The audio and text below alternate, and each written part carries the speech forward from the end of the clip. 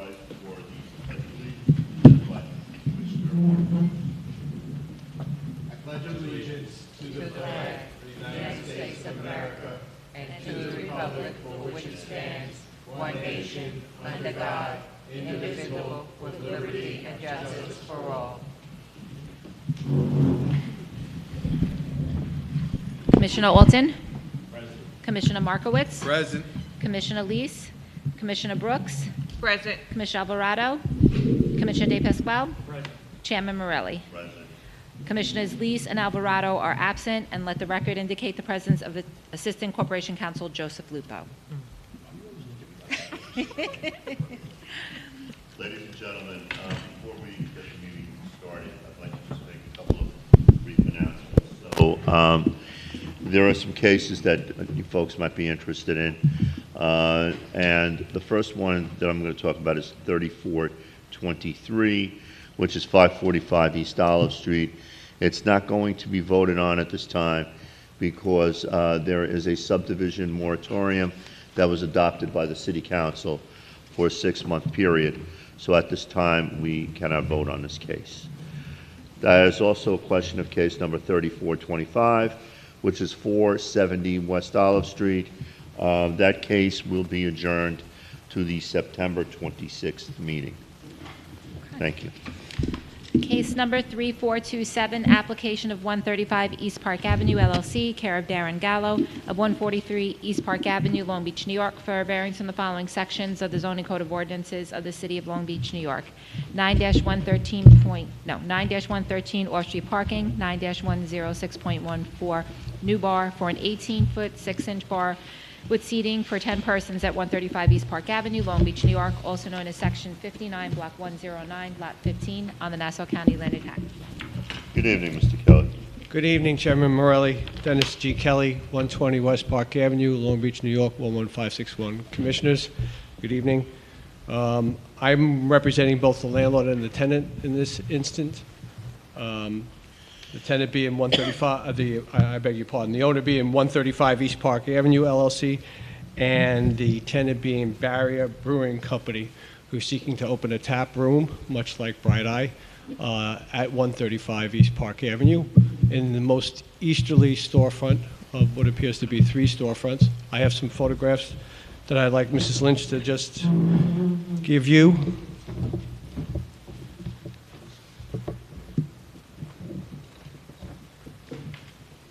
Obviously, you're all familiar with the location and the buildings involved, but I thought it would be nice to just have the record reflect the 5 photographs I've just submitted.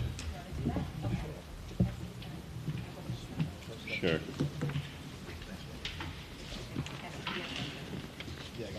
Oh, you got one? Thank you. Now, basically, this is the northern side of the 100 block of East Park Avenue. First and foremost, you see the building itself, 135 East Park Avenue. On the right side of the first photograph is that third easterly storefront. The second picture or photograph of the group is the actual close-up of that third storefront with our public notice sign, well presented.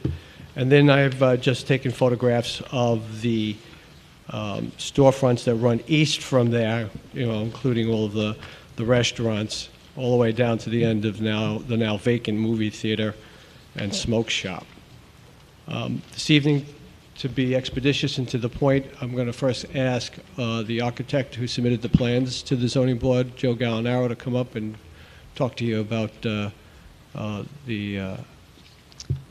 configuration of the new tap room, along with any questions you have. And then after that, I'll ask Evan Klein, the Chief Executive Officer and owner of Barrier Brewing Company, to describe the business.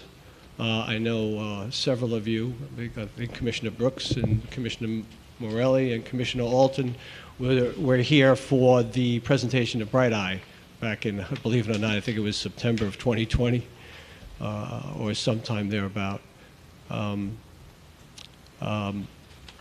And the owner of that business did an exceptional job of describing the industry and what the business is like. So I'm asking Mr. Klein when he gets up here to do the same, discuss his business, what this is going to be like, operational hours and things of that nature. So with that, I'll present to you Mr. Gallinaro so he can discuss with you the layout of the building.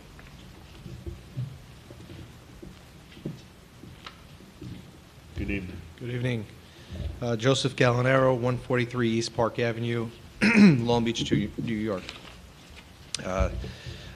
This space, as you can see from the photograph, there's a pair of double doors right on Park Avenue. That's the center of the space. The plans that you have should show that with that double door on the inside, there's a center circulation that goes right up and all the way to the back of the space. On the left-hand side, there's a series of tables and chairs. On the right-hand side, there's a secondary series of tables and chairs and some storage tanks, which are just decorative at the moment. And there would be the fire sprinkler system for the whole building sits just inside on the right-hand side of the space. As you get towards the middle or second half, we have the bar on the right, as mentioned, just over 18 feet long, seats 10 people, has equipment for cleaning, storage, support. To the left-hand side, there's a small drink rail / counter for a couple of seats, and then 2 ADA bathrooms. As you head towards the back straight away, there's another seating area with an exit to the left that leads to the back street. And on the right, on the top right of the plan, is the walk-in box or the cooler that will keep all the beer cold. There's a secondary door on the left-hand side that would lead up the left-hand side of the space, and there's a door midway adjacent to the bathroom on the left-hand side that would lead to the hallway of the building itself. The space is roughly 14 feet tall. It'll have a sheetrock ceiling. There'll be lights, hanging lights, decorative lights. There'll be finishes on the walls. They'll have heating, ventilation for the occupants, and a little storage unit in the back for a mop, sink, and a closet. It's a very simple space, not overly complicated. With some, finally, there's some seating that looks out over Park Avenue, facing the front glass, so just inside. So I'm just looking at the design. I just want to understand. So basically, you're going to have seating for 2. You're going to have seating for 4. And then those tables, the larger tables on the left, they're seating for 8 large groups, or are they going to split up the seating at that, and seat multiple parties at those tables? How does that model work? Those could be communal, so they could be 2 people, 8 unrelated. The concept for the seating is to give people options. So if you go in there with one other person, you might be able to sit at a 2-top all the way on the easterly side, be private. If you're in as a single, you can sit facing the front glass. 4 tops are great for 3 or 4 people. The 8-person tables that you were asking about would be good for larger parties, or again, could be split up. Those 3 larger tables could be made up of 2 4-tops just pushed together. Gives them a little flexibility. The bar, single seats, and in the back, it's sort of a communal, loungy, we're showing single seats and a sofa in the back, so they're like a comfortable seating arrangement. The concept is that when you go there, you can find a spot that fits what your party's needs are at the moment. Again, if you're going in there as a single, or 2, or 4, or 8, or 12, the idea is that you could try to find a different spot. It'll keep it fresh, too, when you're in there and you go in back and forth, you go time and time again. It's not like you're just sitting in one large room. It creates some interest. Okay, and then the back bar basically is where your looking to get the variance for with the 10 seats. Excuse me, yes, that's correct. Okay. So then, behind that bar area, I guess there's a wall, it's walled off, and then there's an entrance into the cooler area. Okay, my question is, that area that you see tables and chairs, like in the back, right, am I wrong? Yes. There are 4 tables and chairs in the back. What kind of service is there? In other words, are you going to have, like, people just picking their stuff up at the bar, or is it a model where there's table service at the various tables? I can leave that to Mr. Klein to talk about the business arrangement, Okay. but, Yeah, I just have some questions about the business model. sure. And how it's going to operate. So now, the equipment is where in, in relation to the bar area, the seating area?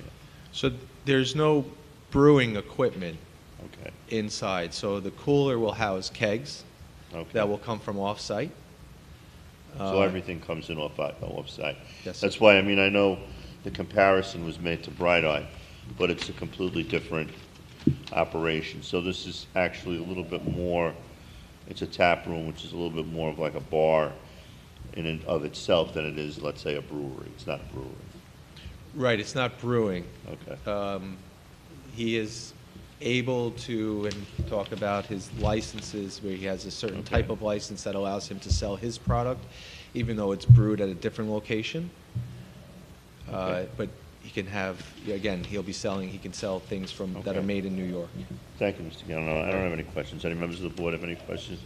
Mr. Gallinaro? Is there a backdoor exit? Emergency exit in the Exit. back. Oh, okay. Yes, ma'am. So adjacent to the tables and chairs we were talking about on the All the way in back, the back. the door that goes out the left to that hallway, and then you can go straight out to the Okay. back street. So above the bar, that's residential? Yes. Okay. So the residential parking above the bar, the residential residents above the bar, do they have parking? The building itself has 9 parking spaces in the back, on site. So originally, when we filed the building to have the business and to have the residences upstairs, we were granted a variance for the 9 spots to be in the back. And now we've just been coming forward when the spaces have been rented out. The zoning board approved for business to be on the ground floor. Now we're just showing the zoning board which businesses happen to be going there. And So that's why you're asking for the off-street parking variance? yes, sir. Okay, I got it. Anyone else? The traffic and parking would be kind of out of sight of the businesses on the street and city, or Yes, sir. not necessarily daytime or late afternoon or evening. Correct, that's correct. And my office happens to be right next door. So by the time I'm leaving, people might be coming, taking my spot. And then, yeah, so it is off-site. Also, the park, there's another large parking lot to the west, which is across from the post office, which happens to be vacant a lot, thankfully. So both lots, there's a lot of parking right in that area. And there's on-street parking on both sides, north and south. You know, it's interesting, if my memory serves me correctly, if anybody's been around here that long, about 30 years ago, I think that was the site of Billy's Beach Cafe. I think that was Billy's before he moved to where he is now. So there was some sort of a bar or beer establishment in that area, like going back a long time ago. I'm not sure if this question's for you or for the owner. Do you think the residents above the bar are gonna have a problem with the bar? And I know it has nothing to do with the variance, I'm just curious. Yeah, we've also designed the building. So when we designed the building, we created sound separation between the two. There's no secret as to what's going on. The upstairs hasn't been rented, so I don't know if it's the exact comparison, but the hours of operation will be different. It's not exactly like you just bought a house across the street from Minnesota's and wondered why it's so loud at 3 a.m. It's not that case, but everyone will go in, eyes open. The landlord is, going to help mitigate. And again, we've introduced sound separation between the two levels to try to help with And that. do you know the hours? Mr. Klein will Okay, okay. speak to that part of it, and I think he does.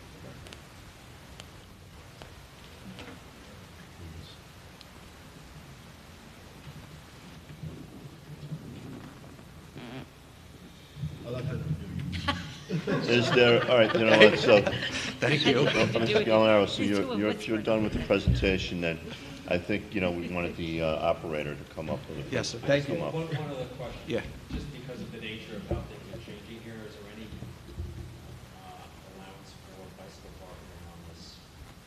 Well, the city just did that project, right? They did the sidewalk and the brick apron, and they did install bike racks. There will be bike racks. There, yeah, I think the city did already. It's Okay. off prop. Yeah, yeah. Yeah, I think the city's already started.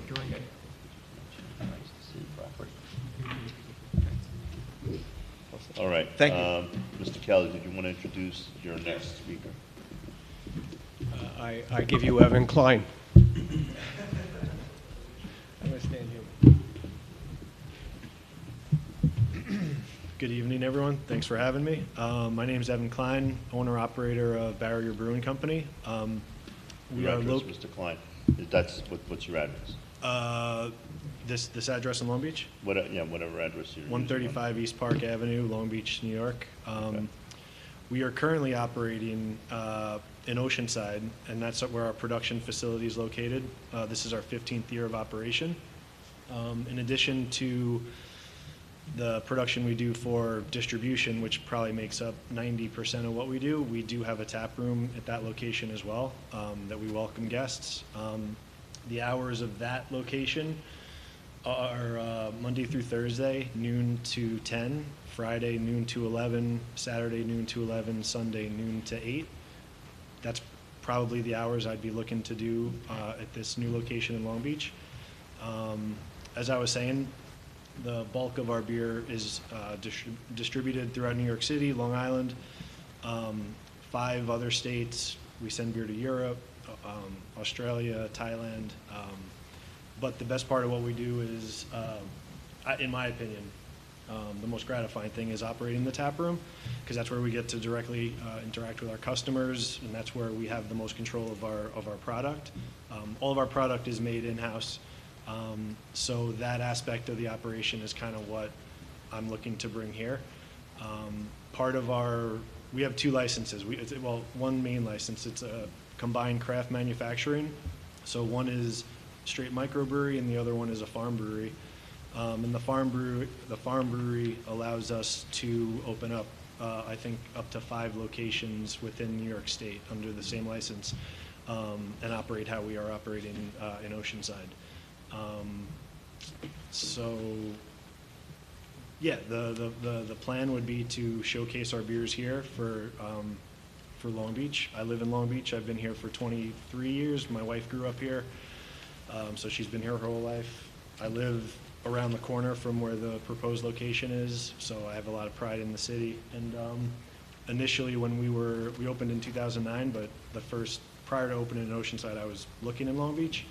Maybe a little early in the sense of things, but we ended up finding a location in Oceanside that was more suitable. It's a warehouse, basically. So yeah, I feel like the timing is good. The space seems like a really good fit for us, and we're excited to serve the Long Beach community. Couple of questions. Sure. Do you plan on serving food or bring in outside catering? I think the way Brian and I might do that with some restaurants, any kind of reciprocal, that's arrangements. Yep, that's our plan, 100%. I think by liquor authority laws, we have to have some food on site, so we would probably have like potato chips. We do pretty much what we do in Oceanside: bagged potato chips, pretzels, chips, salsa. But then in Oceanside, we're in an industrial area, so there's no one around. So we have an electric stone-fired pizza oven, and we work with a local vendor to get frozen pizzas. But here, since we'd be surrounded with some really great restaurants, we would be trying to team up with them, have their menus in our establishment. While we're, doing the build out, be trying to just tell everyone what we're doing and try to work on what the most seamless ways of operation would be to get people to order their food for bringing it into our facility. And you expect that the hours in Long Beach would be comparable to what are in Oceanside right now? Correct. Yeah, we've been open We've been open for 15 years, but in that location, 12 years. The first location was in Oceanside. Sandy kind of wiped that one out, so we opened up down the block. But in the 15 years of being in operation, we've never had one issue. No fights. Customers are very respectful. It's not your typical bar. I think people go in there are really, there for the craft and enjoying, what the unique beers we're producing. And I would expect the same thing at this location. Okay, any members? What are the hours again? Monday through Thursday, noon to 10. Friday, noon to 11. Saturday, noon to 11. Sunday, noon to 8 p.m. You're not brewing on site, you're brewing over there. There's some tanks in this picture. Are they going to just be for show, or are you going to be bringing just kind of volume here from tanks? A little bit of both. The plan is to have those, they're basically serving tanks. So the plan would be to transport our beer in kegs, and then with a minimal amount of equipment, it's a portable pump, we would just transfer the beer from the kegs into the tanks and then basically serve our draft system off those two tanks. That would be the one thing that would kind of, tie it into feeling more like you're in a brewery. But yeah, there'll be no production on site. It's more of a kind of a vibe type thing than an actual production. Yeah, and it would save on labor a little bit in the sense of, our most popular beers would go into those tanks, so we would have to do less transporting of kegs. Anyone else? All right, Mr. Kelly, is that, Thank you. okay. Very good. So just to address the 5 factors of an area variance, this will not be an undesirable change to the neighborhood. In fact, it'll be an enhancement. There's quite a number of empty storefronts in the city of Long Beach.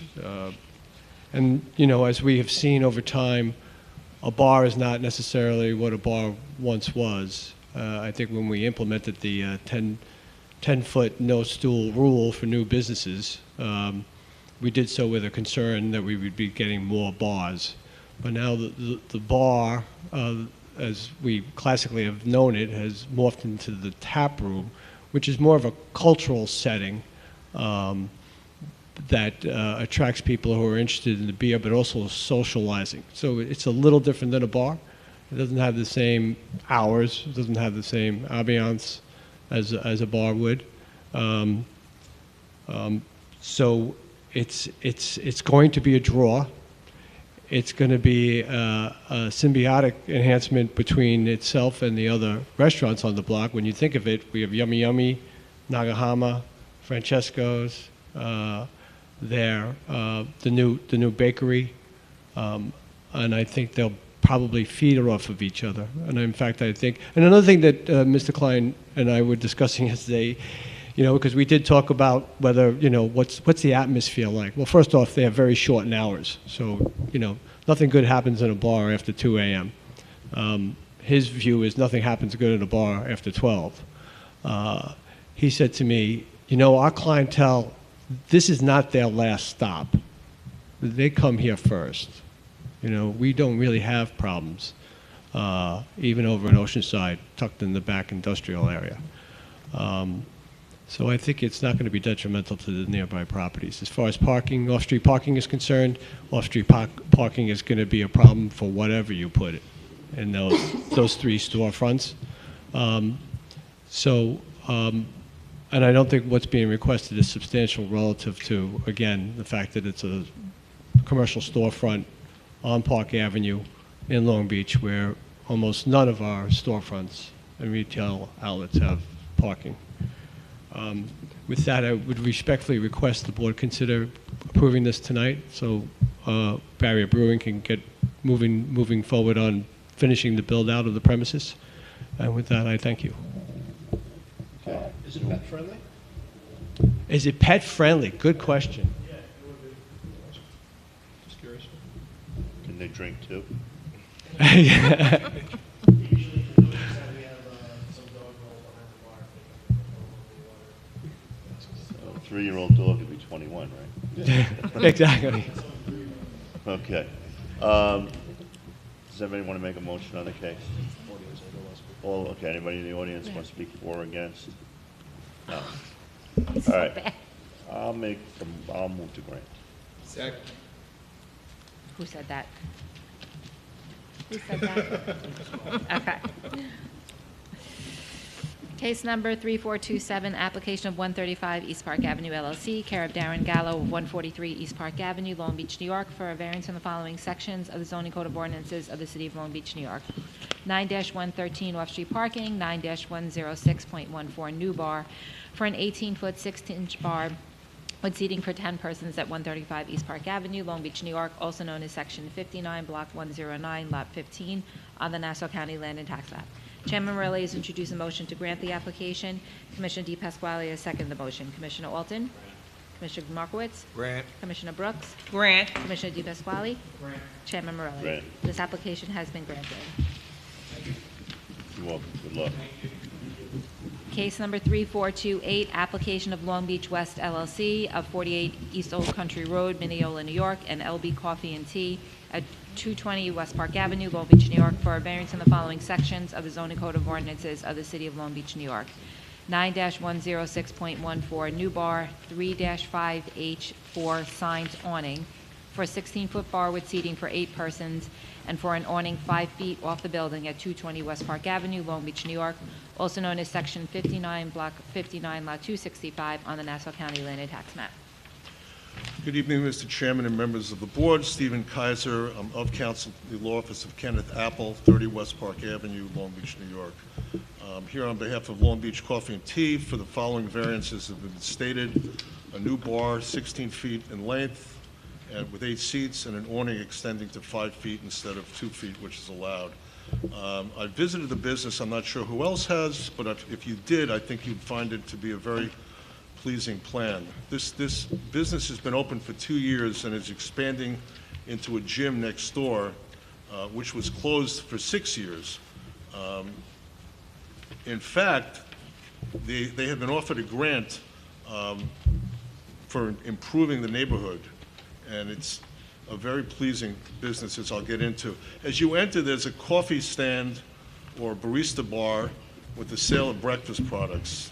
In the rear, there is currently 1 golf bay simulator, which will be extended to 2 more to 3. There's a patio in the back where people go to take their food to eat. The proposal, the hours of the operation are Monday to Thursday from 7 in the morning to 8 at night, and the weekend from 8:30 to 10, so the hours are not overly burdensome. The proposal is to have a 16-foot bar with 8 seats, which will accentuate the use. They'll expand the breakfast sandwiches. They're going to offer some snacks, such as pizzas that are frozen and will be heated up. They have done karaoke there. They have done children's parties. I think it's a good addition to the community. There is I think the seating, not the seating, I think the capacity is approximately 90-something, but they don't expect to have that at any one time. They have a liquor license, full liquor license since November, so that will be incidental to the bar if granted. In terms of the awning, the reason they're asking for a 5-foot awning is to be able to cover the benches out front so that people can eat protected from the elements and some other things. And also, 5 feet would give them a greater opportunity to advertise who they are.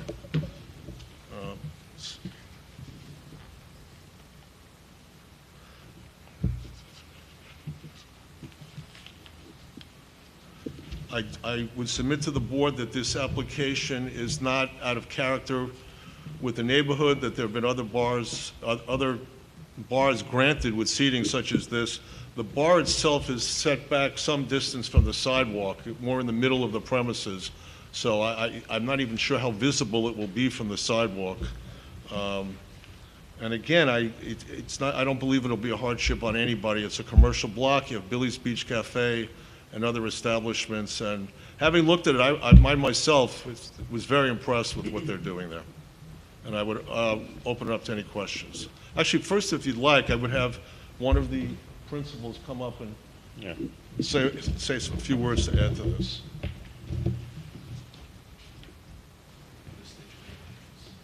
Hey, everybody. Good evening. Good Name and address, evening. please. My name is Natalie Arnold.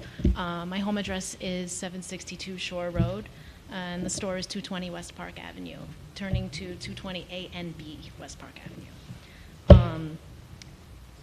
I just want to start by saying I'm really thrilled to be here, and just the kind words that the attorney has said about being impressed, and it really means a lot to us because it's a labor of love, our business, and just to be in a conversation with Barrier and the operation that they run. I've worked with them deeply for 6 years.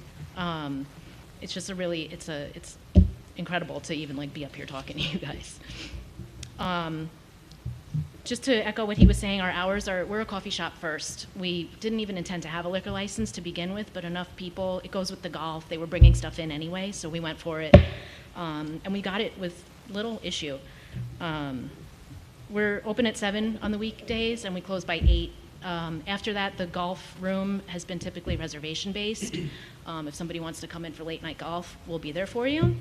And then we set to close Thursday, Friday, and Saturday at 10 p.m. So again, our days are starting early. We're there for the first cup of coffee, maybe the third cup of coffee, and then we close by 10. So we're not looking for the late-night party animals or riff-raff. We really want to get home and spend time with our families. By that point in the evening, we're reservation-based, just for the golf. We offer a couple of specials during the week to keep it fun and interesting. Our daytime special definitely has more draw than our nighttime special. Just functionally, we do more morning wood than buckets after dark. It's a 15-minute thing just set for people who want to warm up a little bit and hit some golf balls before they're heading out with a cup of coffee. We've got plans besides golf to do a little bit of educational, high-tech, fun stuff.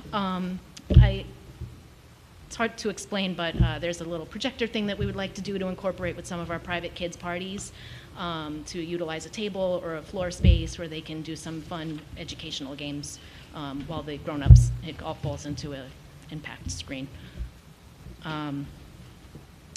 The length of the bar is we're going for 16 feet, 8 stools. The idea is to accommodate the 2 foursomes playing on the adjacent 2 golf simulators that are going to be closest to the bar area. And like Mr. Kaiser said, that is kind of inset into the space.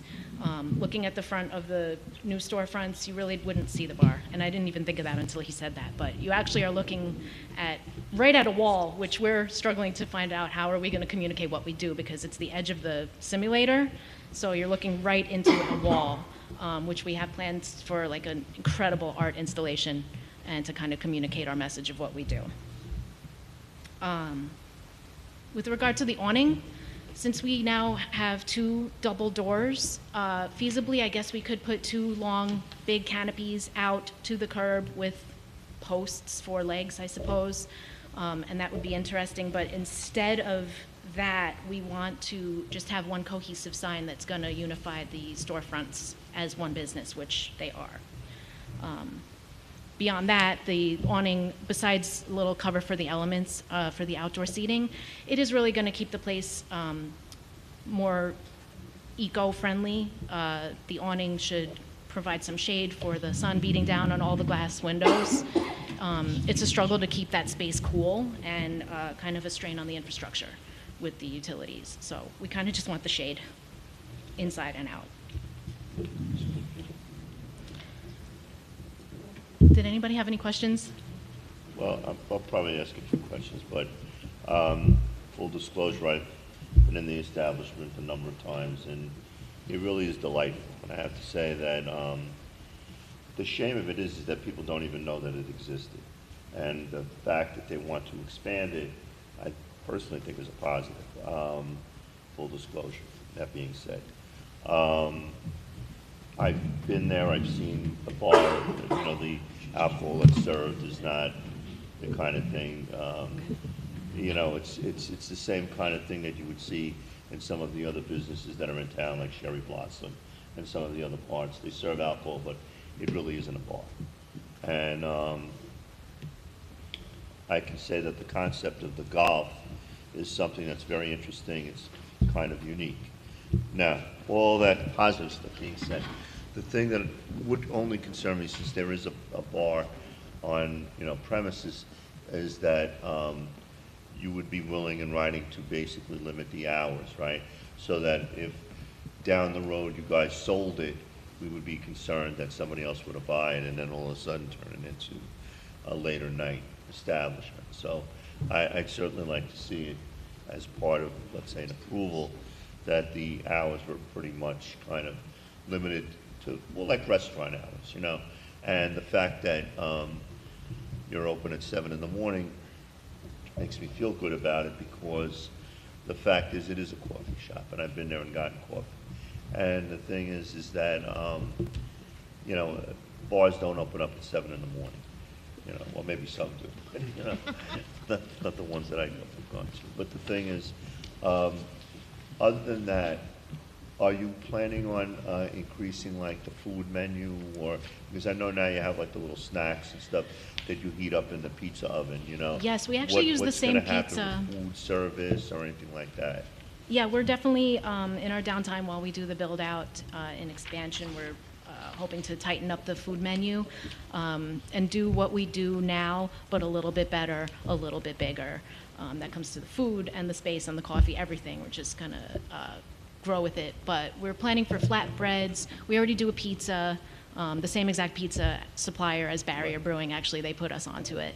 And that's going very, very You well. already have a kitchen, right? You do have a kitchen now? Technically a prep area. It's like a little, But yeah, we've got a okay. nice convection oven that services a lot. We've done bacon, egg, and cheeses. We're baking. We're cracking eggs. Like we do, Yeah, 'cause you're quite a making egg bit. sandwiches in the morning, right? Yeah, I'm not saying I'm rolling the croissant dough, but we make we do cook the bacon and the eggs.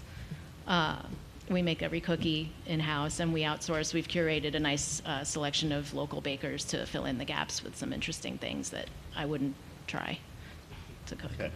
Anybody have any questions? Yeah, I do. So you have a bar, first of all, do you have your liquor license now? Since November, and to Mr. Morelli's point, that it's a surprise that we even have it, much less that we even exist, we've been kind of, I would say, soft opening for the past year and a half. We're not screaming it from the mountaintops, get your booze here, get it on.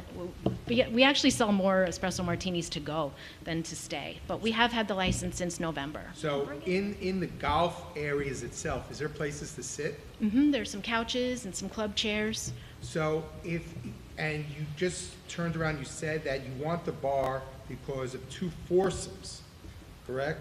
But if the foursomes are already in the golf simulator, what's the real purpose of the bar? And I'm not, you have to understand, I have no problem with you having a liquor license. Right. You have a liquor license. I'm just looking at the fact that you're not supposed to, according to Long Beach, right? You want a 16-foot bar, and you're saying the purpose of the bar is to accommodate the foursomes who already have seating in the golf area. I'm happy to explain. So I guess my question is, other than a bar, couldn't you have created some sort of seating there instead of a bar? The bar is for seating, essentially. The foursomes that I referenced, it's just a typical grouping for people who play golf. Couldn't you However, have had the simulator is small- occupancy 1 at a time. Couldn't you have had like small tables instead of a bar? Sure. So why don't you do that?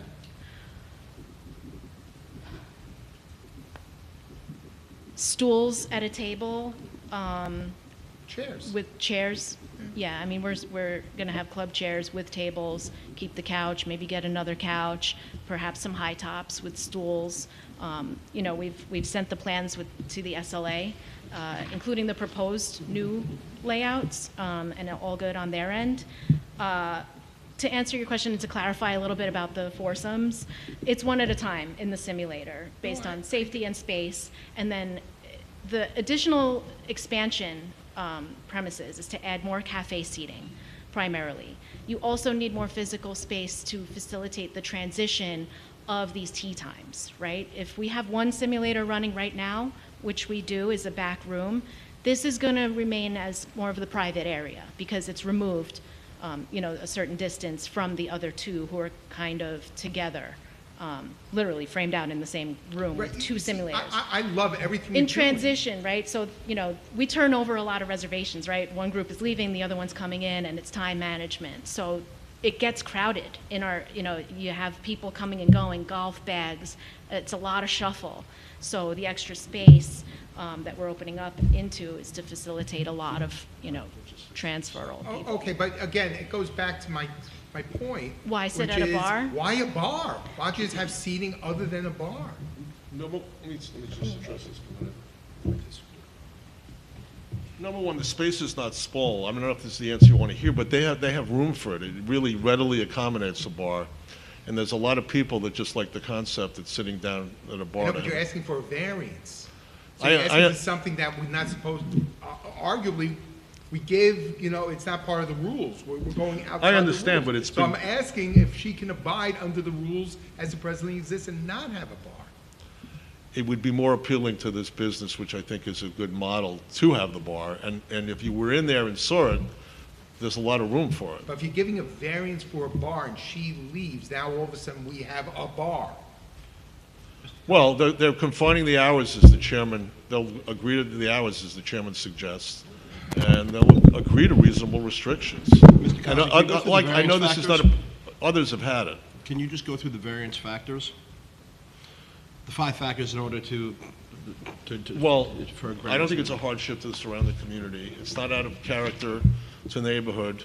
Economic hardship, hard to necessarily make that one out. There could be some economic hardship in not doing it.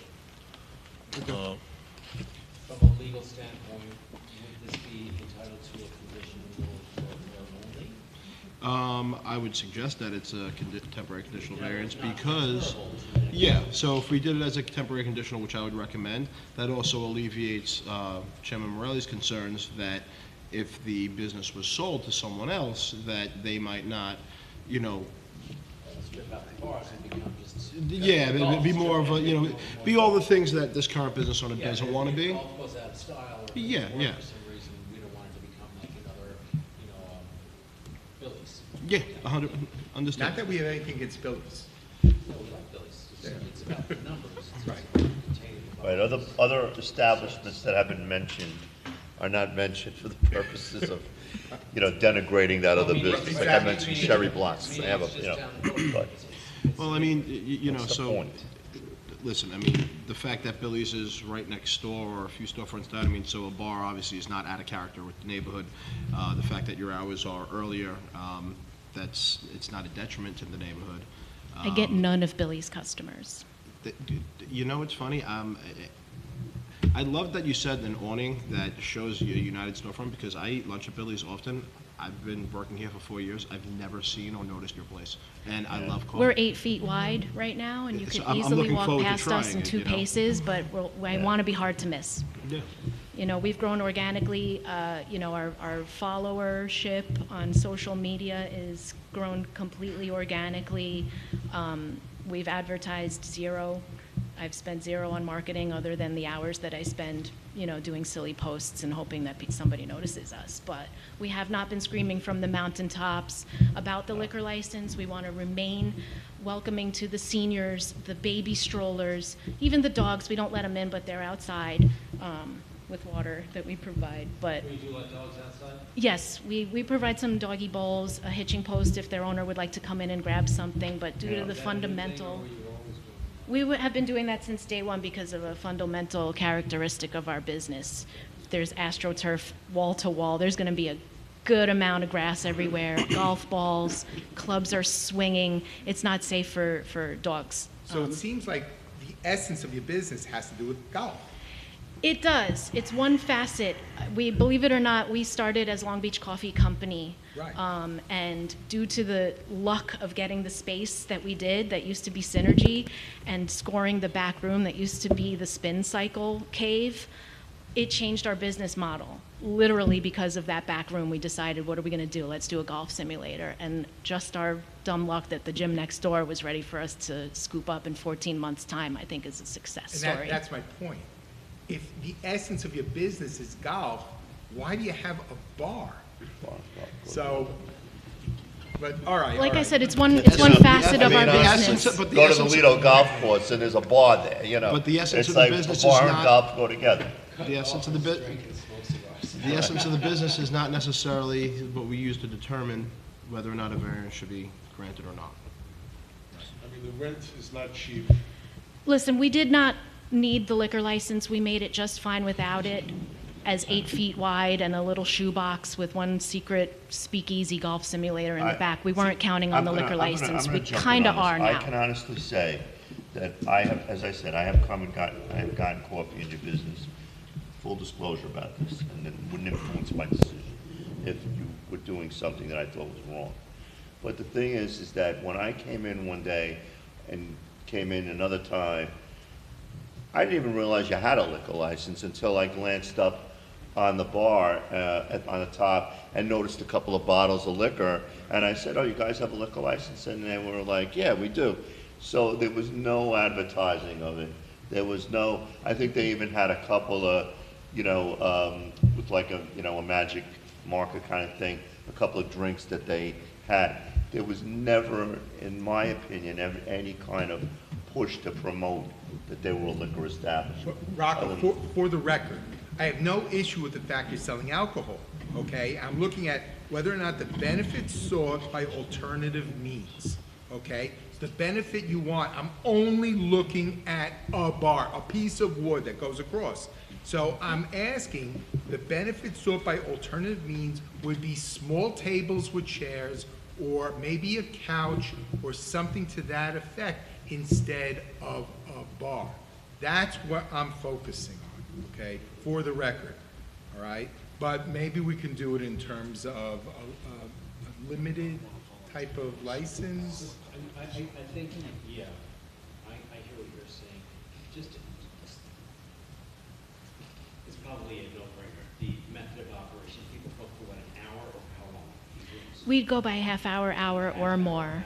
Mhm. And do people get backed up waiting for the next people to come out? You're saying it's a Not if we do our jobs right, but not if we do our jobs properly and manage the time, which, But I'm saying, is this bar for staging people waiting for the room? Does that mean it will help. It will help to, entertain the individuals who are not on the tee at the moment.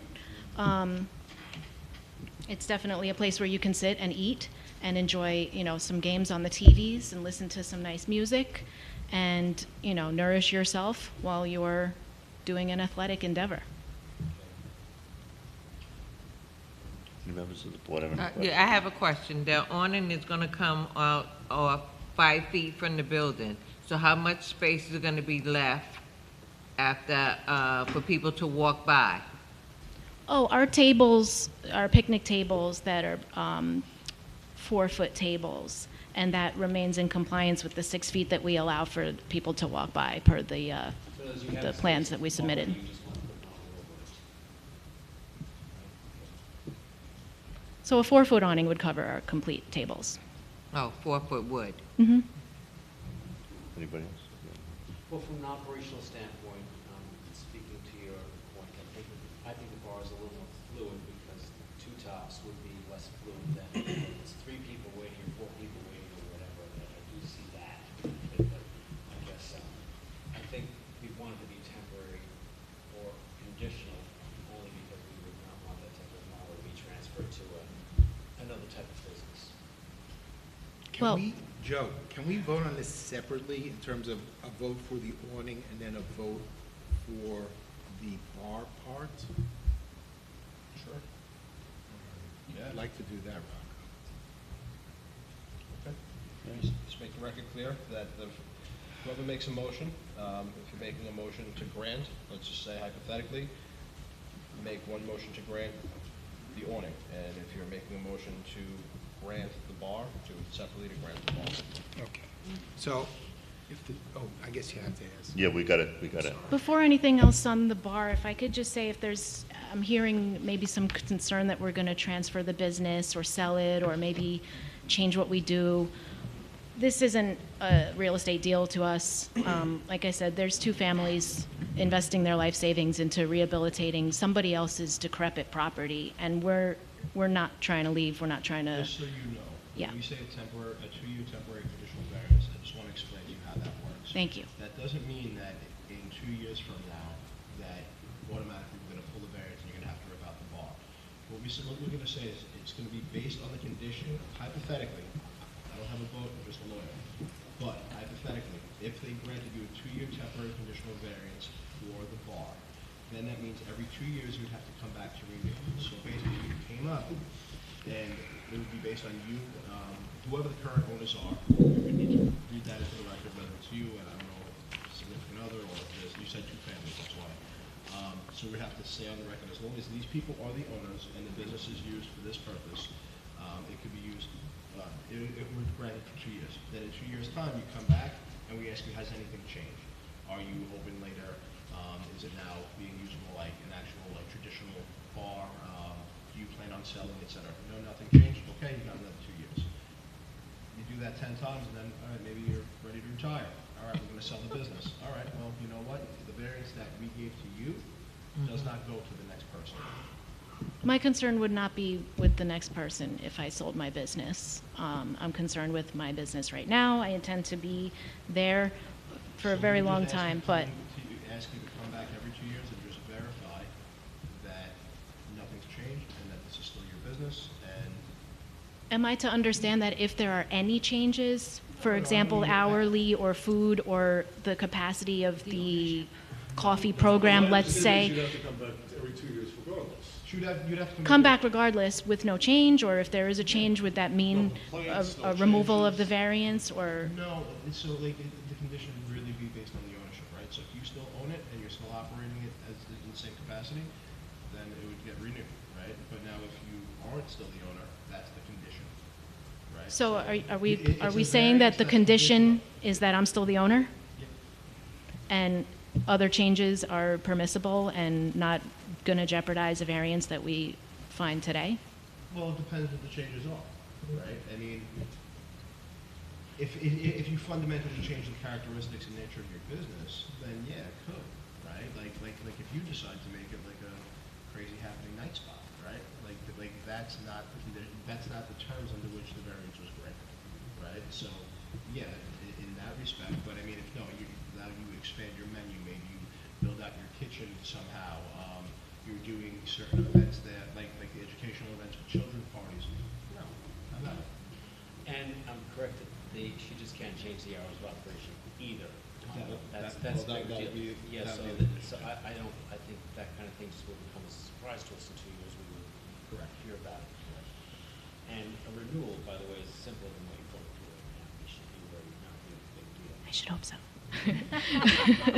I can understand though the concern, honestly, of having opened up a business in this town 30-plus years ago, though, that, and I mean, my business, you know, not gonna change, but the point is that, someone investing a lot of money into a business would have legitimate concerns as to 2 years from now, if everything is the same or, you know, a little different here and there, you know, have I just invested my life savings for 2 years? My business could stay the The same, last but one what that about the, was a temporary, 2-year temporary conditional as well, right?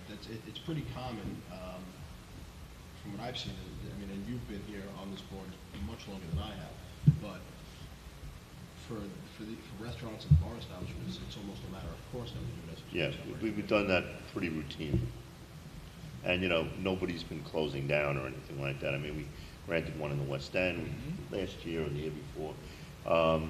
And I think what you get caught up in is the concern that, you know, is this a board that is basically gonna look to put someone out of business? And basically, if someone came before us in 2 years and we said, first of all, when you come back in 2 years, it's not like this, okay? You come back before us, it's usually, you know, extensions or, you know, continuations, usually the last cases on the agenda. Person comes up, the questions are basically, has your situation changed? No. I don't envision it getting specific into, are you still serving the linguine or, that kind of thing. It's basically, what is the general scope of the business? Are you still a coffee place? You still a golf place? You're still adhering to the, and really, I think the adjective is pretty much, as a realistic thing. It's not exactly, I mean, if anybody opened up a business and operated it exactly the way they said they were going to operate it on day one, they probably wouldn't be that good a business person, because you got to bend and flex a little bit with the market, as I have even in my own, in a medical business. But the bottom line is that, honestly, I think that might be your concern, but I don't think the board operates that way, or at least since I've seen in, the years that I've been on it. People come to us almost as a matter of, let's say, fact, every couple of years, and I'm sure Mr. Kaiser can tell you, you've seen this, Mr. Kaiser, where somebody comes, many of the times, to clarify, it's people that come with situations like two-family house conversions or that kind of thing, and we'll ask them, are your parents still living in the house? Because they got the variances, they would take care of their parents. Your parents still alive? Okay, good. Go on your way, that kind of thing. So basically, if someone came before us, some places we've approved in the West End even, you're still having the same kind of seating in the parking lot, you're still having this, it just goes through. So it's not something that one should fear as long as they're operating within the scope of that business. It's not like, I've invested, hundreds and hundreds of thousands of dollars, and these idiots are gonna put us out in 2 years. It's not like that. So basically, it's also a little sense of control. Yeah. Not also because the 2-year temporary conditional, right, has to get renewed every 2 years. So if in 10 years, however many years, you decide that this business is no longer for you, or, who knows, maybe you're like, listen, we're loaded. We did great. We killed it, let's go. We're done. Yeah. If you sell that business, that variance doesn't go to the next business owner. Where if we just grant a regular variance, the variance runs with the property in perpetuity forever. Yeah. So the next I business understand. owner could be not so nice as you guys, and Right. such a good name to the community. Right. And we would have nothing to say about it. And these are all just legitimate questions tonight, by the different commissioners to have to be asked, I think it's really interesting, and it's it's not a cool. personal thing, and it's not like someone's looking to assail the applicant. It may seem that way, but it's To your just point, routine, though, that more restaurants have not shut down in the West End or the center of town is a testament to the hard work that it is to run that kind Oh, of I get it. business in particular. Post-pandemic, mid-pandemic, I'm glad to be doing it well past the worst of it. But if anybody expected a business person to run the same playbook year after year, I'm not saying I'm not trying to do golf and coffee for the rest of my life. I'd love But, to. It'd be an honor to, but to go with the flow, Well, you can and ride the sometimes wave. you have to adjust to the demands of the I think the community. big concern, I don't know. I think the big They're begging for concern in pickleball, town- man. I mean, you could start, They you love could it. you could start putting Jack Daniels around a Zetna coffee in the morning, I Yeah. guess, But the thing is that the concern, obviously, in this town, and I think that there is a sensitivity that we all have, even when it comes to use of a commercial space, is the fact that, let's face it, Long Beach does have a reputation out of this town as being a party town or being a bar town, and, we're very conscious of that. There are families that, raising kids, and there's a concern about having too many bars in an area in certain parts of town. So, of course, all these questions get asked. But from what I have seen of your business model right now, it's not a bar. And, it's golf, and it's coffee, and I guess the liquor is just an added attraction for those who want liquor, It's definitely it's an important facet to Yeah. a So complicated I think business. at this point, I would like to hear from people in the audience. Well, I have Or- one more question. You have another question? You said that you would be willing to reduce the awning from 5 feet to 4 feet? If that was necessary, sure. Are there any supports for the awning that run from the awning down to the ground? I or- think not. I think not. Okay, if that's the case, and there aren't any, so there's nothing that would obstruct the sidewalk whether it's. No, I think if we go farther out, like to the curb, then you would obviously have to have supports, but I'm pretty sure our sign designer designed it for 5 feet without The 5 feet would posts. be preferable, but if the board, wants it to be 4 feet, we'd certainly consider that. So the 5 feet still leaves you a full sidewalk. Oh, yeah. So, yeah, I mean, You would have seen it on, for example, Lido Kosher Deli. That it's that kind of sign, if you can picture that in your mind's eye. Yeah. Lido 5 feet or 4 feet? Is Lido 5 feet? Is Lido 5 feet out or 4 feet out? I don't know exactly, but generally, Yeah, deli. eyeballing different signs around the neighborhood, I would say Lido is what we're looking to do. He's got posts. His awning goes out to the curb. Yeah, He's got Billy's goes out posts. to the curb. Right. No, I'm looking for a sign that goes over the top, like a lighted awning sign that says Long Beach Coffee and Tea. I'm sorry, yeah, okay. If I were to go the Billy's route, I would choose one of my double doors, or I would put it on each of the 2 double door setups that we have and go all the way out to the curb. Executive session. Sorry? I said, if we're gonna keep going on this, I'm gonna ask to break out in executive session so we can kind of recalibrate. I'm serious. All right, I think, are we Why done don't we with the take question? comments from the audience? Yeah, that's what I Yeah. wanted to have. Someone, for or against, you for or against? I want to hear for first, and then typically we'll ask against. For, anybody for? All right, come up, sir.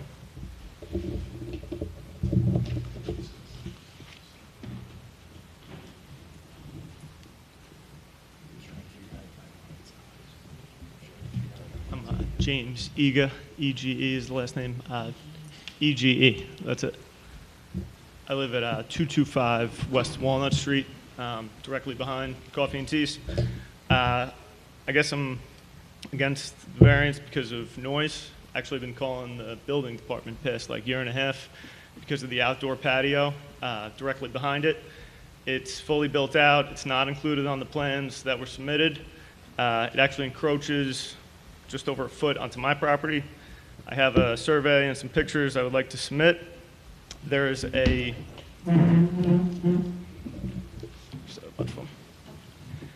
there's a back door to the space that's constantly left open. So not only are there tables and chairs in the back patio for patrons and anyone that's in there to kind of hang out and we hear them, but the back door is always left open. They also hung string lights back there, which almost every other night they forget to turn them off, and they shine very brightly into our bedrooms. It's a 2-family house. We have tenants downstairs. They have a 1-year-old. They're also affected by the light shining right into our house. There's no egress in that back patio. It's kind of landlocked back there. That's my white vinyl fence back there. They had installed some benches into that. Yeah, I mean, look, we love the neighborhood. We love Billy's Beach Cafe. We're never bothered by them. They don't have a back patio. So, you know, if this sort of issue was cleared up, I wouldn't be against. But literally, they have a backyard, back patio that's in my backyard. And we hear them early in the morning for coffee patrons, middle of the day, people playing golf, karaoke night, you know, whatever it is, there's noise that's affecting us. So I'm not all against it. It's better than a vacant storefront. Good for them expanding. But, you know, I've been trying to call the building department, not really been getting answers or anything like that. Okay, quick question for you. So there are variances for a bar, on the inside. Yes. And also for a sign. If they didn't have that bar or that sign, would it alleviate your issues at all? I don't think so. I've been calling the building department and not really getting anywhere. But if there was a bar and the capacity is at 90, or if it goes up to 100, and they have 100 people inside and they're allowed to come outside in the back and smoke cigarettes and hang out or do whatever and drink, that would probably affect me negatively. What has your experience been with the building department when you've contacted them? A lot of phone calls that they really don't tell us anything that we could do. Call the police if it's too noisy. I don't want to bother the police every time, you know, I'm annoyed with the back. So really nothing, you know, not a lot of direction from the building department. We've asked if we could file the complaint. We asked if they had a C of O. if they have a variance to have this back patio. I don't know of any other businesses in the business district that have backdoor seating. They have tables and chairs back there. I can't think, other Bright Eye Brewery, Bricks, no one has a backyard space in this alley. They all have the alleyway, but none of them have backyard seating. So, I mean, the one thing we can do is we can keep this open for voting, and I can check with the building department and see if this requires any other variances. It's up to you. But, so here's my concern. I will follow up with the building department, and before we leave tonight, I'll also give you my direct line, so you can call me. And this is not a witch hunt. I want to check with the building department to see if this triggers the need for any other variances, or if it's against the code in any other way. However, whether it is or it isn't, it's kind of irrelevant to what they're asking for tonight. I totally understand. If you're up here because you're at your wit's end and you just need somebody to hear and address and give you a definitive answer, I could do that for you. Not now, but within the next few days. Okay. Is there any kind of soundproofing that could be done to help alleviate the problem? I don't know, what was there before? I bought the house in October 2021, and when we moved in, this space was vacant. I think it might have been a part of the gym that was also vacant.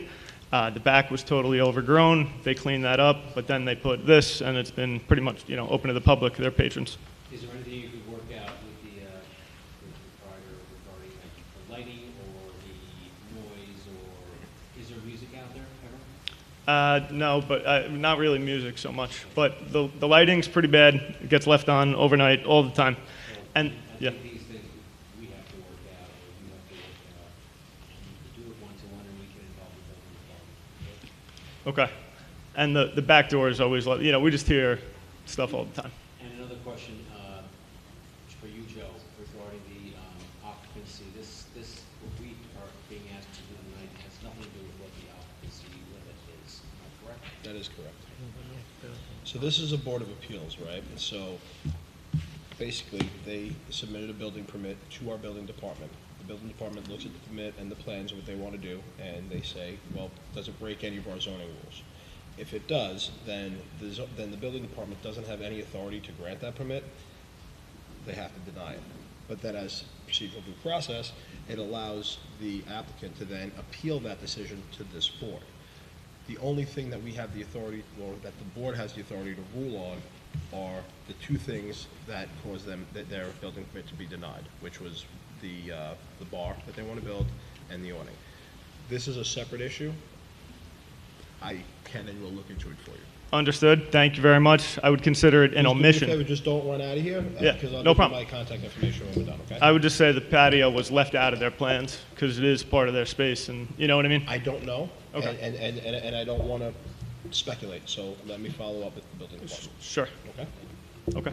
Thank you. All right, you're welcome. Is there anyone else? Sir, come up.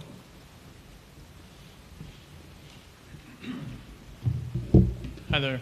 My name is Michael Kleinert. I own the property at 233 West Walnut Street. That property is immediately adjacent to James's property and immediately behind Billy's Beach Cafe. So we bought the rear of Billy's Beach Cafe. I've owned it since 2014. No complaint at all with Billy's Beach Cafe. So living behind a bar has not been an issue. The major difference between Billy's Beach Cafe and Coffee and Tea is that Billy's Beach Cafe has no back patio open to patrons. This does have a back patio open to patrons, as James discussed, and the concern is not specifically the bar itself, but the fact that there will be, likely secondary effects if there is this back patio from the bar. It's not clear as to whether or not the patio has a permit or not. It wasn't on the plans, as James has mentioned. It's my understanding that that with a variance application should be a survey with all current conditions. and I didn't see anything that included the back patio. So, you know, my concern is that, you know, if this board is inclined to approve the bar and the sign, I have no concern about the sign, but if the board is inclined to approve the bar, that, you know, there should be preconditions to address the concerns with the patio. You know, I mean, obviously, we have to balance the benefits to the business with any detriments to the community. If there are, you know, if there is a larger crowd drawn by the bar, then obviously there's going to be more spillover to that back patio. So the obvious concerns are noise, cigarette smoke, the lighting that was mentioned. See, my only issue with what you're saying is that the fact that they're going to be taking over Synergy. Have you taken over Synergy yet or no? Okay. We've had the back patio since the beginning. There are issues with the landlord. Sir, I'm sorry. So, you know, we'll have you speak. Could you come up and speak also? Name and address for the After record? he's done. Yeah. After he's done. Let's keep this orderly. They're expanding their business. So that, we could tell them no bar, no awning. They're still expanding their business. Right. It's still going to draw more people. What they're here for tonight has nothing to do with that back patio again. Well- Like I said to the gentleman before you, I don't know if that's a violation for them to have it or not, and if Okay. it is, we're going to address it. But again, if this is like a sounding post, a sounding board because you just need to be heard and to have this issue addressed, you've accomplished that. But I don't think that speculating on whether or not they have a bar or not, if it's going to bring more people, because they're 8 feet wide. They're taking over the business next door. They're going to draw more people based on the sheer square footage that they're increasing. Right, I understand, but you know, the concern about the patio is again that there is a relationship with the bar. I understand what you're saying entirely, but there is a direct relationship in that bringing in you know, additional patrons associated with the bar will spill over onto the patio, and that's a concern. You know, there is So for if they example, didn't have the bar and they had additional tables and chairs, right. how would that be different? How would additional tables and chairs and additional people being in the establishment that are still allowed to drink in the establishment be different from it being a table and chair or one solid platform? That's an excellent point. I don't know the answer to your question. You know what, Mike, I'm just going to do my concern. You know, we've been talking about this patio now, which, again, may or may not be permissible use. And I don't know. I don't know if it's but not. we don't have an answer, but here's the thing. It appears to me that what's before this board tonight is an awning and a bar. Yes. Now, if that were granted and the building department found this not to be a permissible use, that's a whole separate issue. Yes. And the awning and the bar would still go forward, and then this would have to end. We're not voting on this tonight. 100%. This is a question, or voting on it, period, not tonight or next time, whenever we vote. But the point is that we're not here for code enforcement for the purposes of this patio. Agreed. This is something that whether the variance is granted or not will have to be investigated on its own merit. Am I correct? Yes. Okay, so if the board chose to vote at some point on this, theoretically, there could be a chance that this patio would have to be closed, or the door would have to be closed at certain hours or whatever, but does that affect our vote on this variance tonight, or the next time we meet? In my opinion, the two issues are separate and distinct. Well, I mean, I think, you know, if the board is inclined to approve the application, I think at the same time, you know, what I would be asking is simply to lessen the impacts to neighbors and, you know, to neighboring properties. I have another question for you also, too, because this, you know, patio, you know, unless they have heating, you know, torch heaters or whatever, did you folks find this to be, let's say, any kind of use out here in the middle of the winter or when it got cold? Or was this something that has existed only in nicer weather? I mean, or if it's raining or whatever, people are going to be out on this patio. What have you observed in terms of the annoyance factor of the patio? Has it been something that has gone on every time the business is open, or it's something that has been subjected to weather? Well, I mean, I would say though the concern, even if it was, proportionate to weather, the concern is for the times that it is, that it is an issue, not for the times that's not. You'd be in the backyard at the same time as they were. I see that. Right.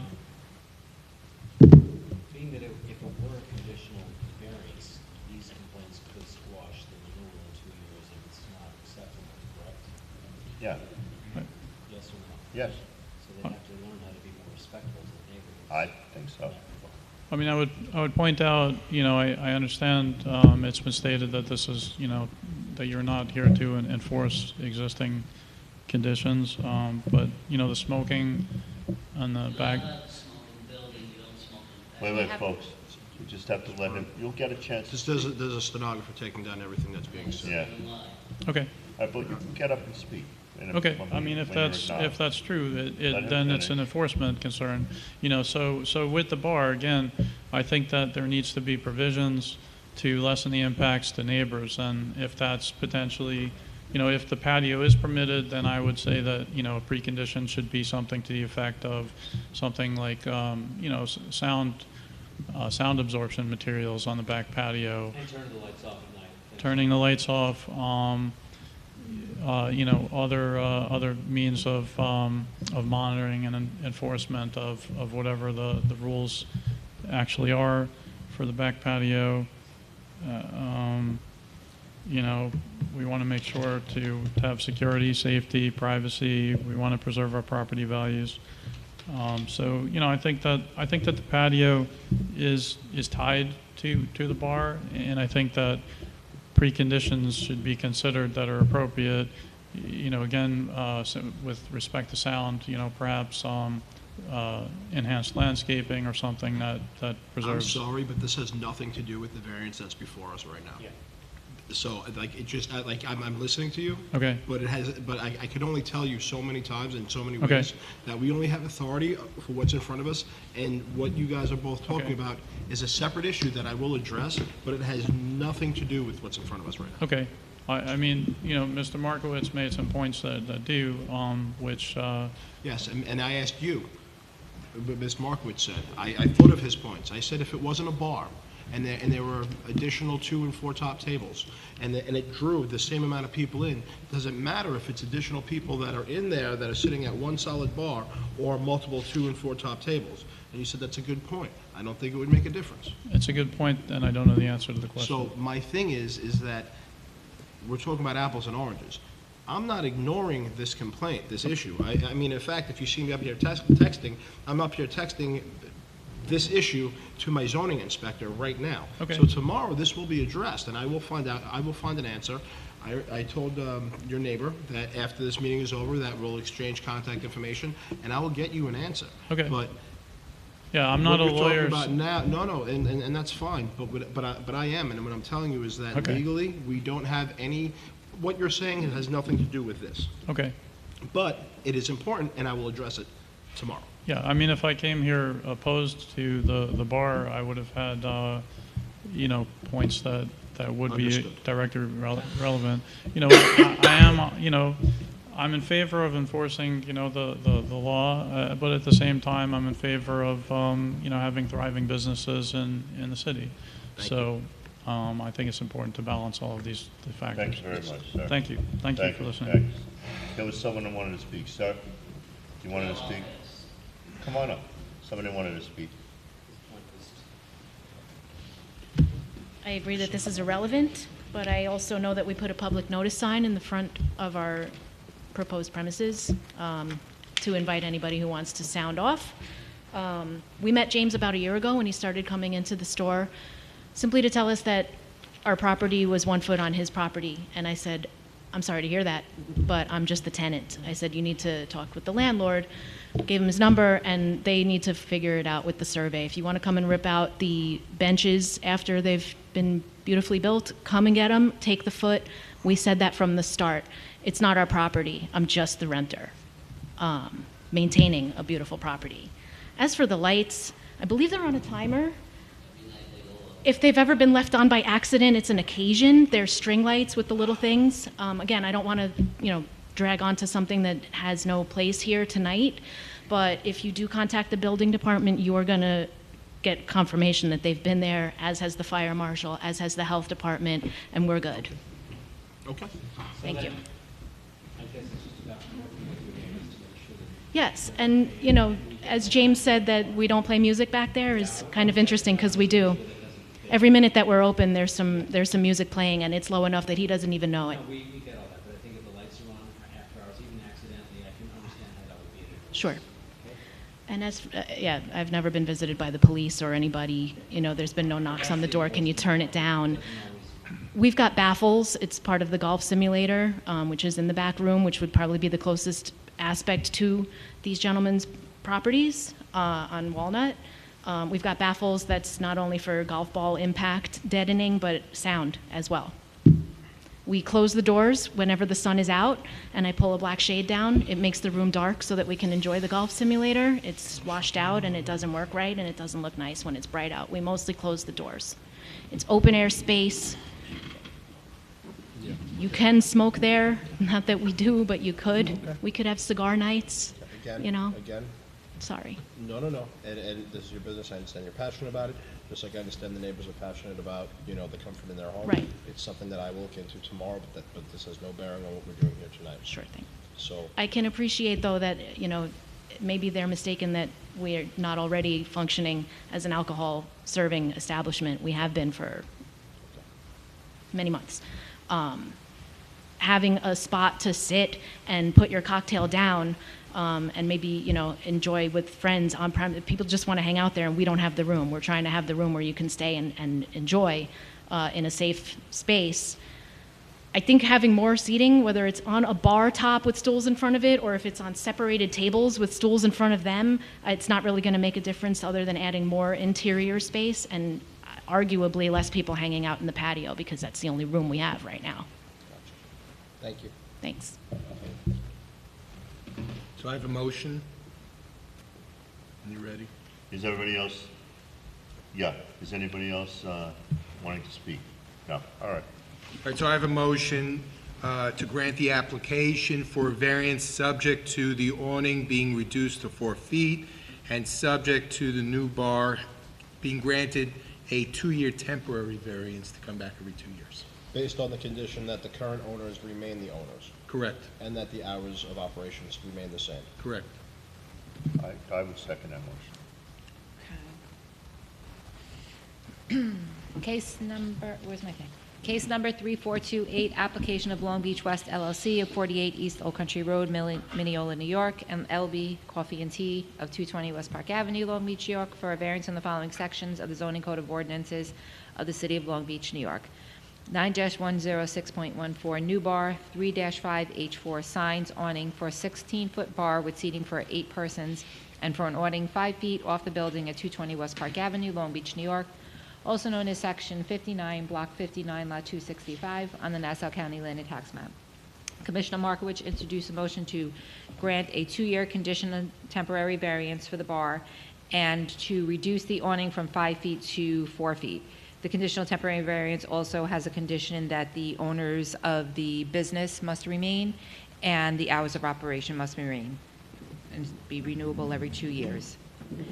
And Chairman Morelli has seconded the motion? Okay.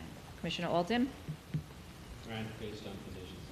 Commissioner Markowitz? Grant based on conditions. Commissioner Brooks? Grant based on conditions. Commissioner DePasquale? Grant based on conditions. Chairman Morelli? Grant based on conditions. This application has been granted based on the conditions stated on the record. Thank you, ladies and gentlemen. This meeting is now closed.